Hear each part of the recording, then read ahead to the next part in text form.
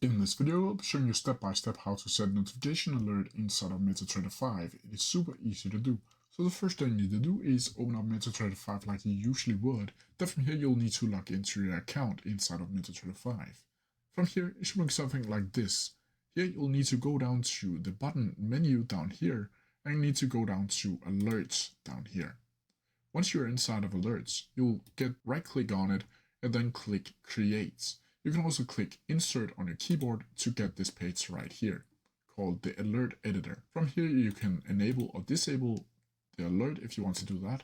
You can add an action, which will be a sound, file, mail, or notification. You can add the symbol for which symbol that it needs to add the notification alert to, and the source you can edit over here by either clicking one of these down here. You can also add a timeout, a maximum interaction, expiration date if you want to do that, a condition where you can either bid, ask, last, volume, or time, and you can add a volume if you want to do that. Once you do that, you can test it down here, or you can simply add it by clicking OK. Once you've done that, you'll see down here in the alert section that your new symbol has been created.